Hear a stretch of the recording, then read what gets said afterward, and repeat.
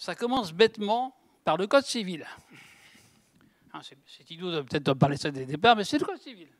Et le Code civil, un des premiers articles du Code civil, et celui-là je l'aime bien, c'est l'article 9, c'est « Chacun a droit au respect de sa vie privée ». Avec ça, vous avez tout bouclé. Là, vous dites « à n'importe quel dans mon... c'est ma vie privée, full stop ». Mais après, il faut bâtir autour tout ce qui est vie privée. Et d'où sortent toutes les contingences qu'il peut y avoir par derrière.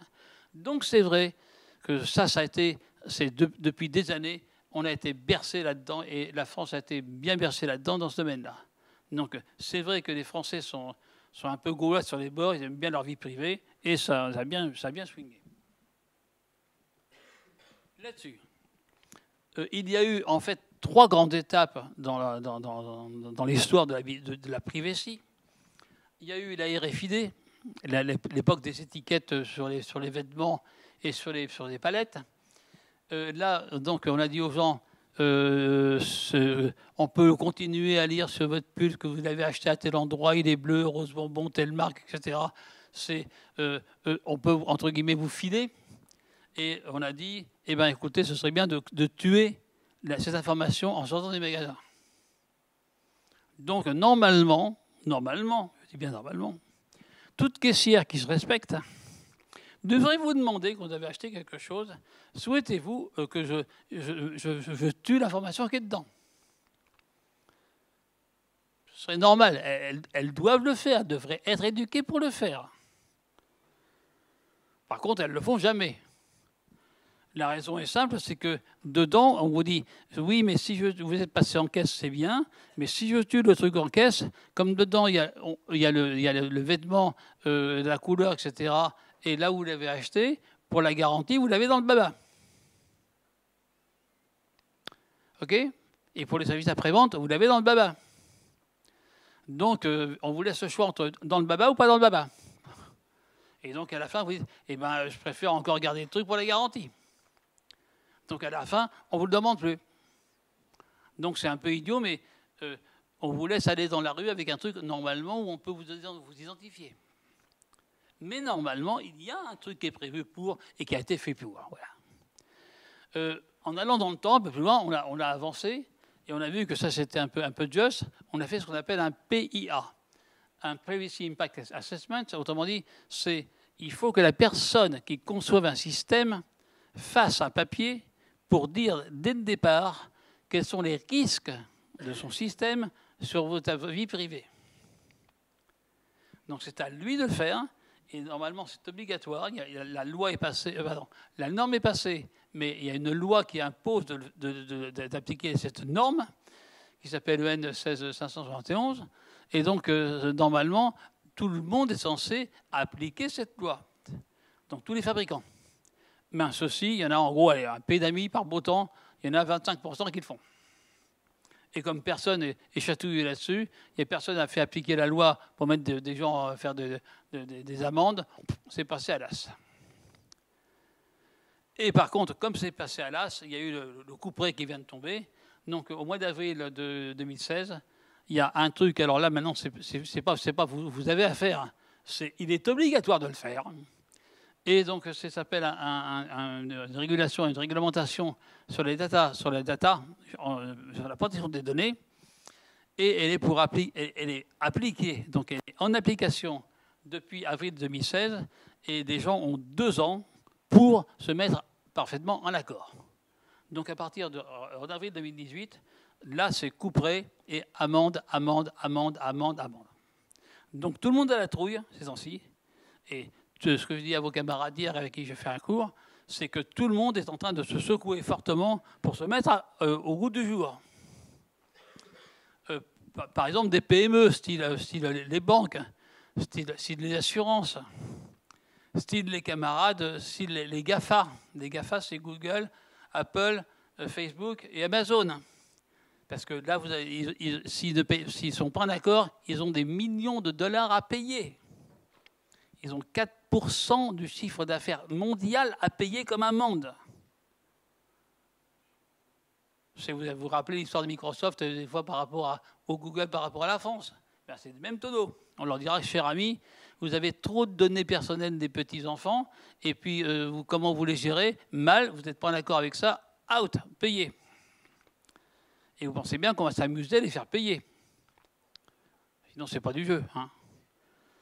Donc voilà le genre de défi que maintenant les gens ont et dont ils se sont foutus, entre guillemets, pendant des années. Évidemment, ça enquiquine les gens de se dire il faut que je fasse marche arrière pour me mettre en conformité avec ça. Parce que ça prend du temps et il faut commencer, quand on design, il faut commencer par mettre ça dès le début pour que ça aille dans le bon sens. Ce n'est pas arrivé à la fin qu'on fait. Et ça casse un peu la mentalité d'avant. Donc, en 2 mots, le Kit-Bit, je vous avais parlé de ce truc qu'il faut tuer, là, c'est oublions. Et par contre, donc, on a commencé en 2008 à partir pour faire le PIA. Ça vous donne un petit peu l'historique. Dans ce fameux PIA, quelque part en bas, il y avait marqué qu'il fallait faire du Kit-Bit et c'était obligatoire. Donc, c'était comme ça que c'était. La fameuse PIA, la norme est sortie en février 2011. Donc, ceux qui ne sont pas au courant devraient y être.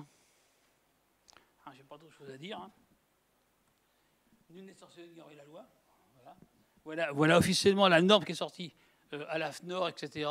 Vous pouvez l'acheter si vous voulez, mais tout est marqué dedans sur l'évaluation de l'impact sur la vie privée de système RFID, entre parenthèses RFID, que veut dire carte à puce sans contact, étiquette RFID, NFC, IoT, enfin, tout ce qui est, entre guillemets, en RF, d'accord.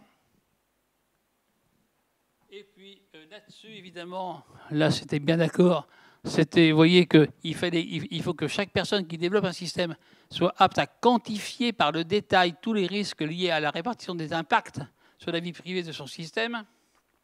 Et il fallait l'envoyer à la CNIL, Commission nationale des libertés individuelles, informatique et individuelle, pour dire qu'on avait bien fait son boulot. Mais ça, ce n'est pas suffisant. Donc là-dessus, on a dit aux gens, il faudrait faire de la privacy by design, c'est-à-dire que au lieu de regarder à la fin pour dire ce que ça peut faire, s'il vous plaît, faites-le tout le long de l'histoire quand vous développez pour être certain que au moins tout le long de l'histoire, vous l'avez fait et vous n'aurez pas à le faire à la fin. Il faut que ce soit examiné, vérifié, vérifiable et garanti de bout en bout de la chaîne. Dans notre métier, on parle souvent de choses de bout en bout. Autrement dit, depuis le début jusqu'à la fin, et que ce soit cohérent du début jusqu'à la fin. Parce que ce n'est pas la peine de faire quelque chose avec un maillon faible. Si ça ne sert à rien. N'importe quel crétin va casser le maillon faible et c'est fini. Donc, il faut que ce soit complètement cohérent de bout en bout. Et ce moment de l'histoire, donc au mois d'avril, au journal officiel européen, il y a, alors là, vous voyez, c'est marqué en bas, relatif à la protection des personnes physiques à l'égard du traitement des données à caractère personnel. Ah! Alors là, c'est le point dur. Hein. C'est à caractère personnel. C'est le côté biométrique. C'est le côté génétique. C'est le côté comportemental. C'est le côté sociétal. C'est les attirances sexuelles. Enfin, toutes les bêtises que vous marquez sur Facebook, elles tombent dedans. Ça veut dire que si vous voulez que tout soit connu et banalisé, c'est fastoche, vous le laissez dedans comme un crétin, mais on aurait dû vous demander votre consentement formel. Et si vous avez mis un truc, parce qu'on vous l'a demandé crétinement et que vous avez répondu crétinement, vous aimeriez peut-être aussi avoir un droit à l'oubli. Et ce droit à l'oubli, il n'est pas simple du tout, ni sur Google, ni sur Facebook, ni sur LinkedIn, ni sur n'importe quoi. Et il y a des gens qui commencent à râler en disant « Et zut, c'est personnel ». Vos camarades qui sont là-haut, qui vont sortir d'école en bac plus 5, ils vont chercher du boulot, et n'importe quel des RH fait aussitôt, regarde le CV du gars, il fait LinkedIn et il regarde Facebook. Il regarde un peu comment est le gugus. Il regarde s'il fait la fête dans tous les sens et s'il marque des bêtises ou pas. C'est immédiat. Et là-dedans, il y a trop de choses qui sont à caractère personnel. Vous creusez votre tombe. en faisant ces réseaux sociaux, vous creusez votre tombe. Il faut être lucide. Donc, alors que j'ai dit hier à vos camarades en rigolant, c'est vrai que souvent, quand on a 20 ans, on s'en fout. Mais quand on a 40, on s'en fout beaucoup moins. Mais manque de peau, vous aurez 40 ans. Hein, c'est complètement idiot, mais c'est comme ça. Je vois que ça fait sourire à certaines personnes, mais manque de chance, c'est comme ça.